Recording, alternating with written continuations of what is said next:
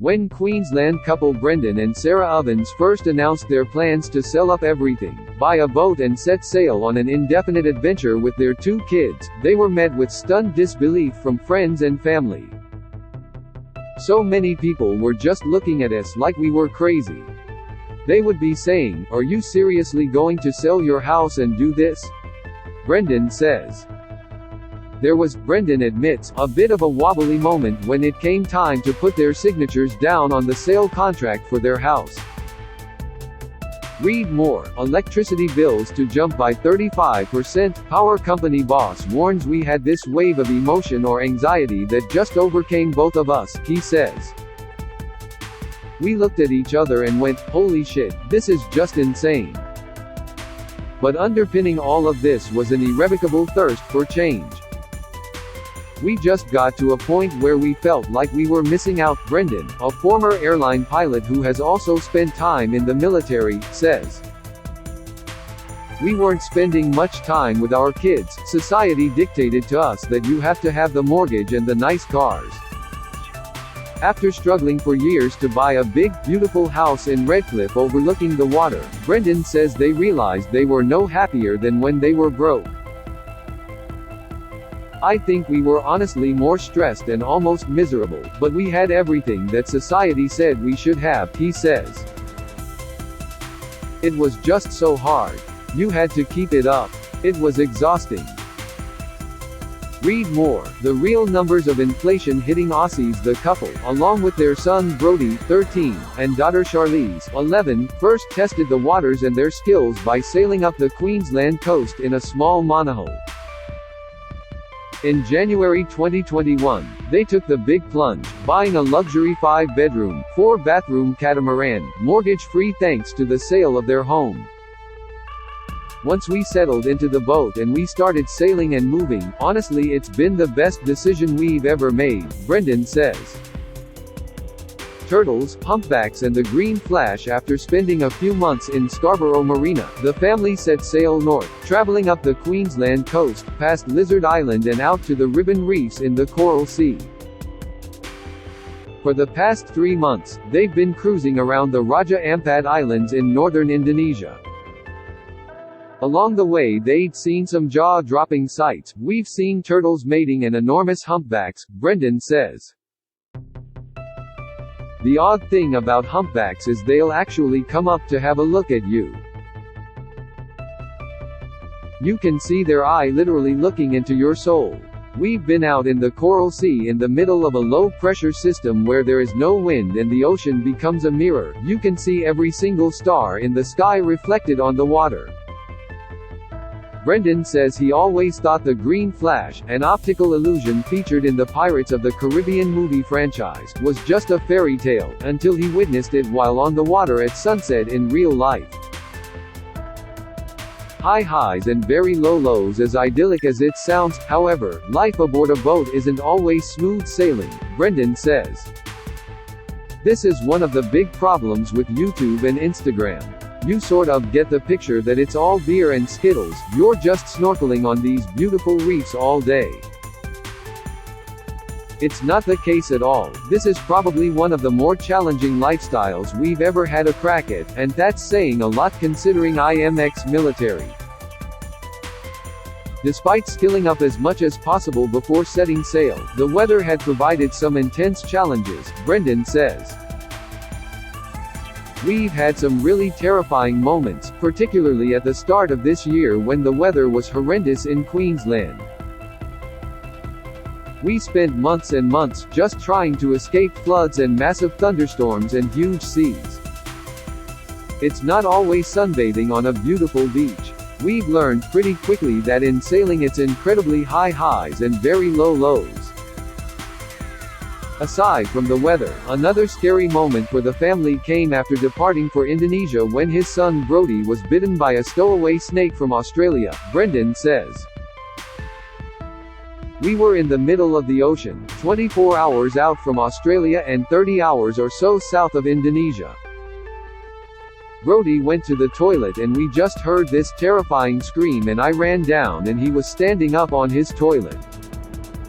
He had actually been bitten by the snake twice on the leg. Brendan caught the snake and applied first aid, but with no one answering their distress call, it was an anxious 24 hours before the snake was identified as a non-venomous Stady Gray. The practical stuff. While the Ovens family were able to buy their boat mortgage-free, they've also taken many steps to make sure they will be able to afford to live aboard for many years to come.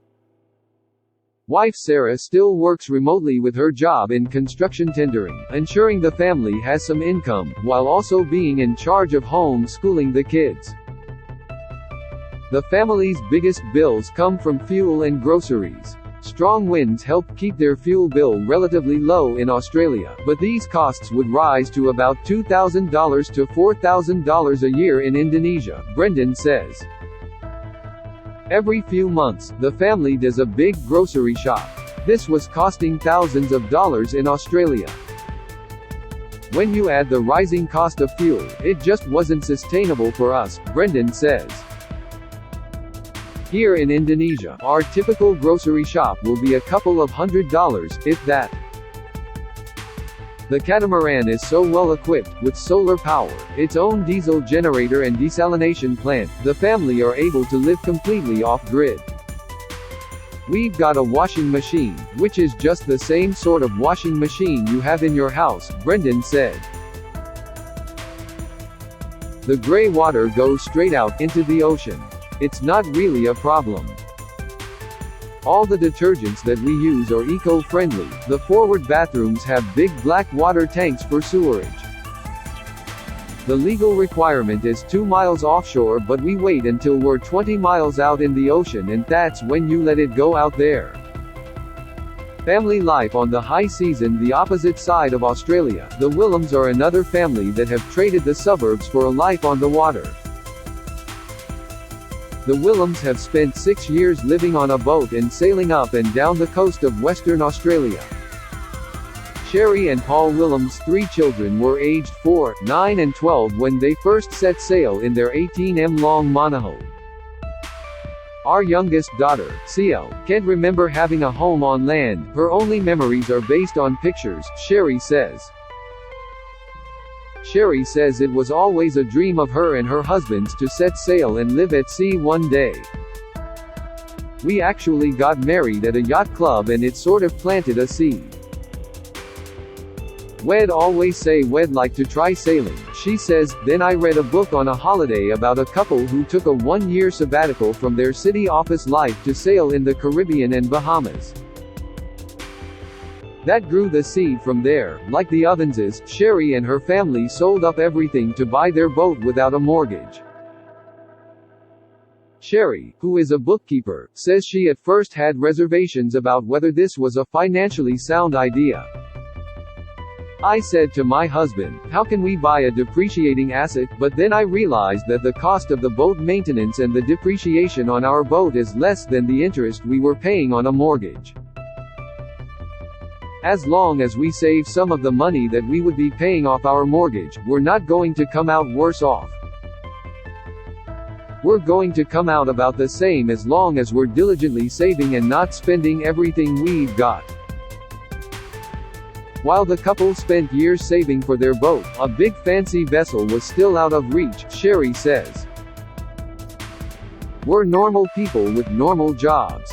We went with a 58-foot 18-meter Bruce Roberts. It's a well-known cruising vessel that's about 26 years old now, so most of the depreciation has already happened.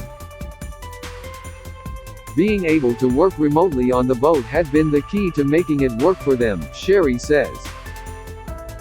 Sherry works part-time on the boat as a bookkeeper, while her husband Paul also does some remote work as a software engineer.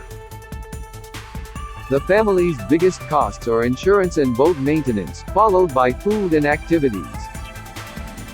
As a rule of thumb, at least 10% of the boat's value should be set aside for maintenance costs, Sherry says.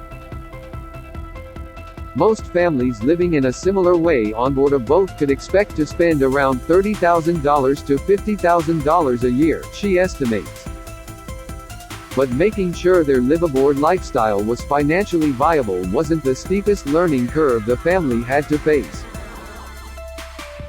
Starting out with no sailing knowledge meant Sherry and her family had to learn everything from scratch, which was why the family had spent so long sailing up and down the west coast, Sherry says.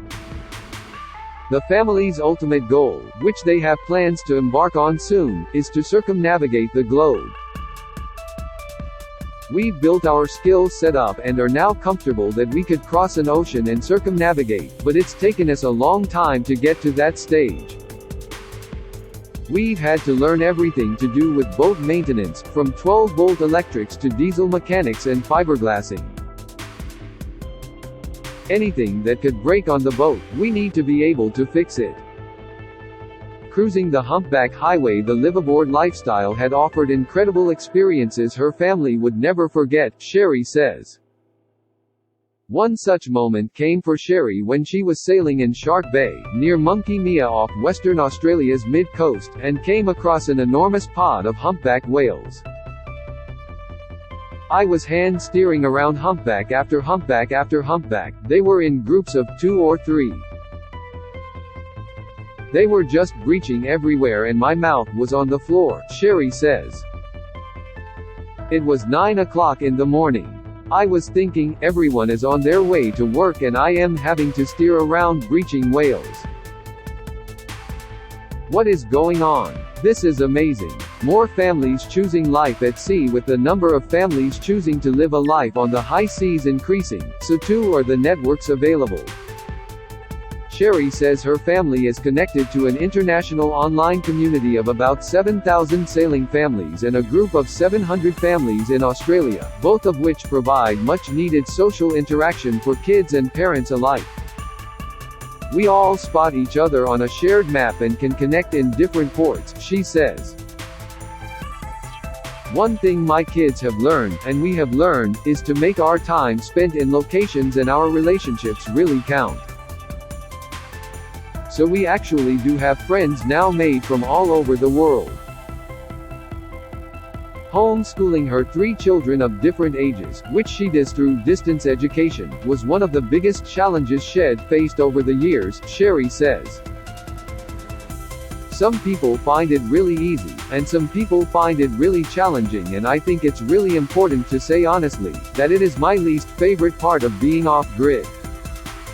But one advantage of learning at sea was the opportunity to experience topics in a much more hands-on way, she says. Instead of learning about shipwrecks, our kids can see them with their own eyes. We got to sail past the sunken Batavia, which was pretty incredible. The best part is no morning traffic, the kids working when they want to, and all of us waking up when we want to. There is so much flexibility in the day. All those hours that you're not commuting to and from work, or even to school events, they are really precious hours you can get back and reinvest in your children. Retiring to a floating home, it's not just cruising in the ocean that is becoming a popular lifestyle choice. When Susie Penley, 72, and her husband Les, 77, were planning their retirement in South Australia, they realized a houseboat on the River Murray would provide a pleasant lifestyle at an affordable price. We'd always had boat holidays in the past, so we liked that sort of relaxation, Susie says. My husband also grew up in the country and I think we both realized that retiring in the city probably wasn't what we wanted to do. The couple sold their home and bought their 1981 houseboat almost 12 years ago, taking advantage of a drought at the time to get a cheap deal. They also bought a berth at Manham Waters, giving them a safe and secure place to permanently dock, alongside a tight-knit community of other houseboaters living aboard. We love the lifestyle, Susie says. We're surrounded by wetlands and we have direct access to the river. We've got the bird life, ducks and all the things you'd expect to have in the wetland. It's like living in a national park, except on water. It's very, very peaceful. The serenity is quite amazing. There's just no noise unless it's the lapping of the water when you're going to sleep at night. The couple's 2-bedroom houseboat has all the modern conveniences you would expect in a home. We have a full kitchen and bathroom with a shower, Susie says. The beauty of our boat is that we've also got a proper toilet. A lot of people have marine toilets. We also have a dryer and washing machine that sit inside the bathroom. With carpets on the floor and pictures hanging on the walls, Susie says people are often surprised by how similar their boat is to a home on land. It's just like a unit really, but on water, she says. Contact reporter Emily McPherson at emcpherson@9com.